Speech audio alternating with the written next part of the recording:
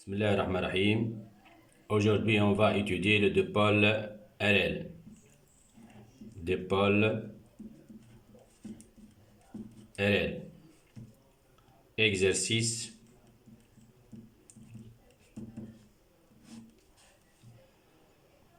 On réalise le circuit électrique représenté par la figure de comportant en série un générateur de tension idéale, de force électromotrice E, une bobine d'inductance L de résistance budgétaire, un interrupteur K et un résisteur de résistance grand R.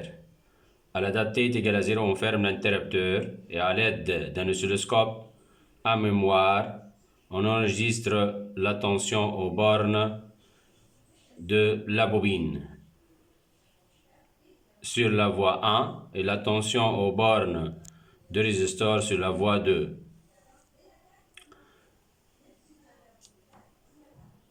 On obtient les oscillogrammes de la figure numéro 3. Premièrement, indiquer le branchement de l'oscilloscope qui permet de visualiser les tensions UB de T et UR de T respectivement aux bornes de la bobine et de résisteur et identifier les courbes C1 et C2. Premièrement, donc réponse, on va schématiser le montage. Donc ici le générateur de force électromotrice E, la bobine d'inductance L, résistance putaire et le résisteur de résistance grand R. Donc on va visualiser la tension aux bornes de la bobine et bornes de résisteur. Obligatoirement la masse commune entre résisteur et bobine. Voie 1, on visualise la tension aux bornes de la bobine, c'est voie 1, U, B de T. Et voie 2, c'est la tension aux bornes de résisteur. Et ici, c'est la voie 2. Donc ici, il faut appuyer sur le bouton inverse pour la voie 2, puisque la tension visualisée, c'est inversée. Donc, courbe, association ou bien identification de la courbe. La courbe C1 correspond à UR de T et la courbe C2 correspond à UB de T, puisque UR, elle augmente progressivement et U bobine, elle décroît progressivement au cours du temps. Deuxièmement, ici il n'y a pas de justification, donc deuxièmement, interpréter le retard temporel de l'établissement du courant dans le circuit. Donc, ce retard, ou bien le retard de l'établissement l'établissement obligatoirement du courant est dû au phénomène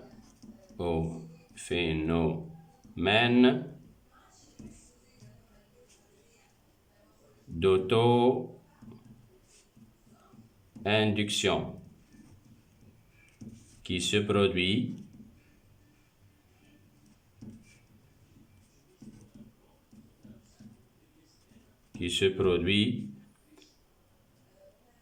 dans la bobine.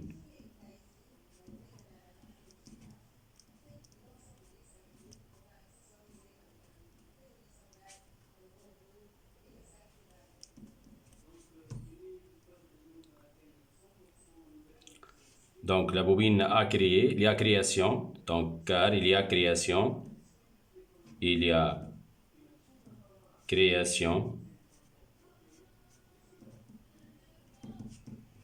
d'un courant induit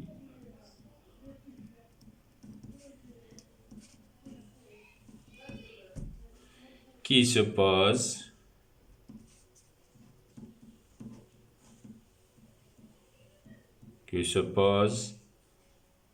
à l'augmentation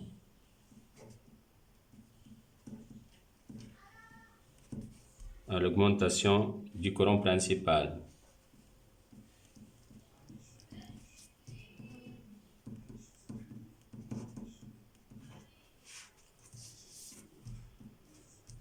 Donc,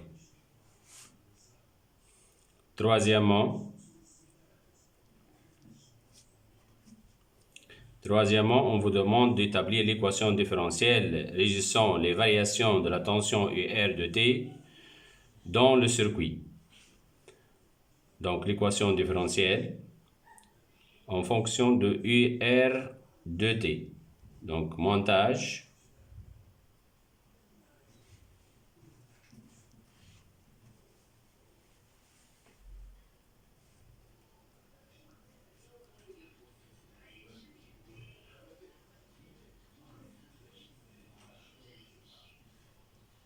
Flèche tension, donc il faut indiquer le sens de courant I. Flèche tension U bobine, UR, E, la tension aux bornes de générateur. D'après la loi de May,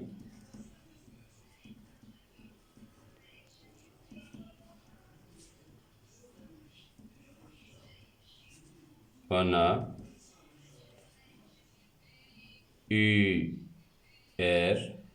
plus UB moins E est égal à 0. UR plus U bobine, c'est L d de I sur d de T plus petit r fois I moins est égal ou bien est égal à E.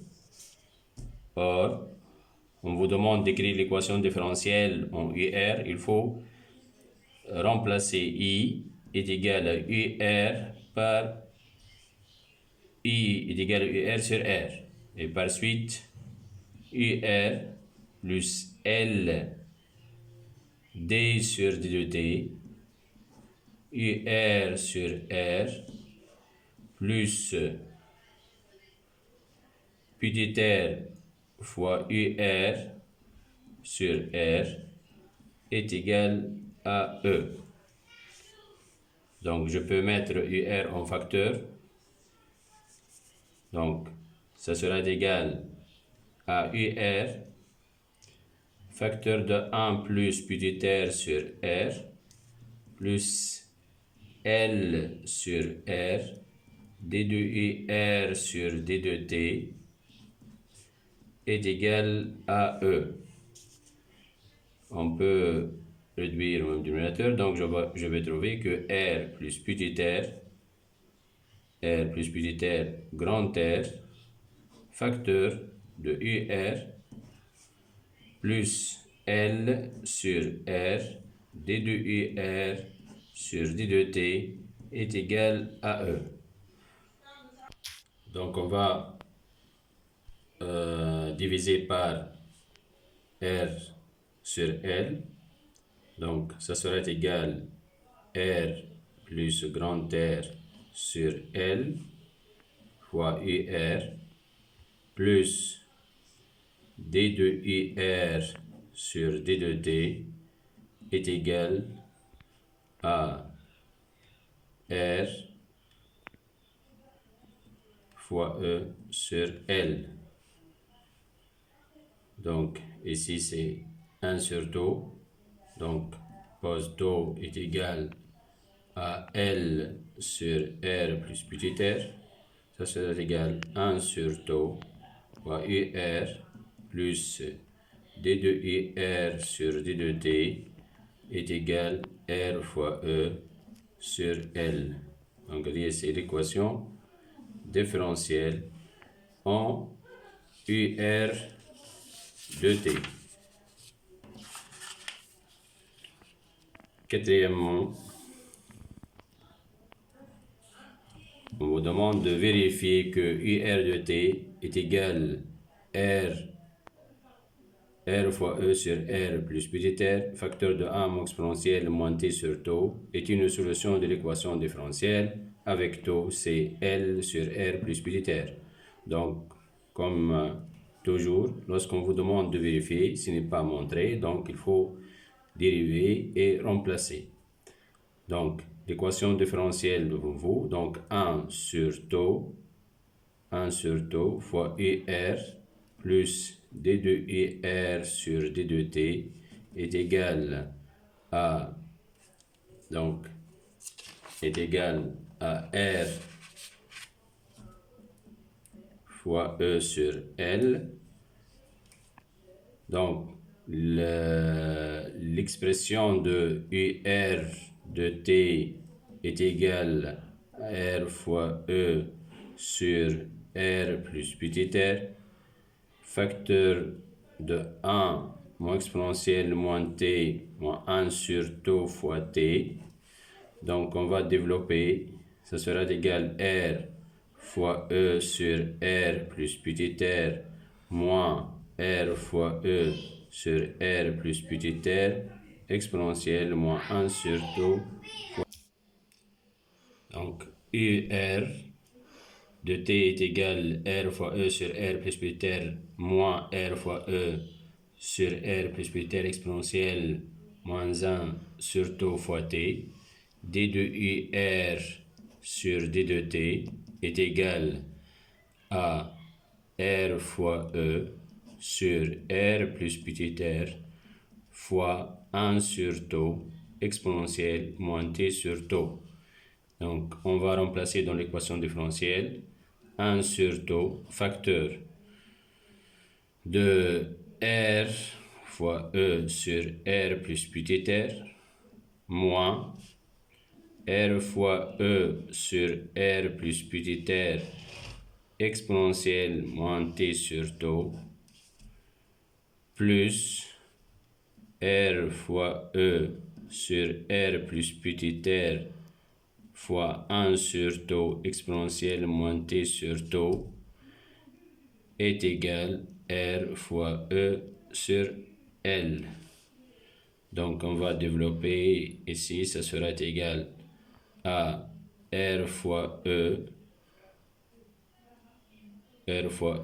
sur taux fois R plus petit r moins R fois E sur taux facteur de R plus petit r exponentielle moins T sur taux plus R fois E sur R plus petit r fois 1 sur taux exponentielle moins T sur taux est égal à R fois E sur L. Simplification. Et on trouve que ce sera égal R fois E sur L. Après simplification, ce sera égal R fois E sur L. Et par suite, UR de T est une solution de l'équation différentielle.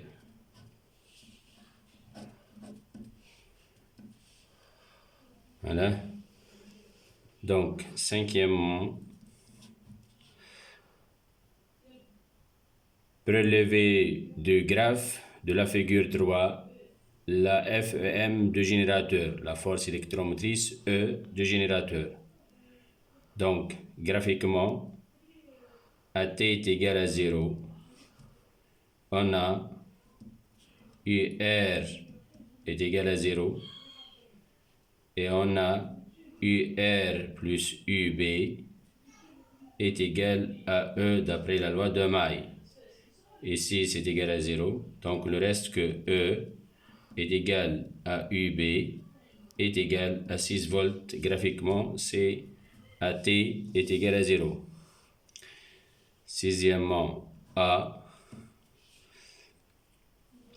Établir en régime permanent l'expression de la tension UB et celle de UR. En régime permanent, c'est-à-dire lorsque T tend vers plus l'infini, en régime permanent, c'est-à-dire que I est égal à I0 est égal à constante.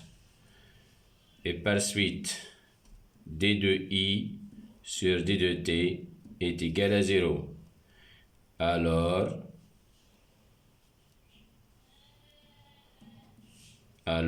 UB est égal à L d de I sur d de T plus petit r fois I.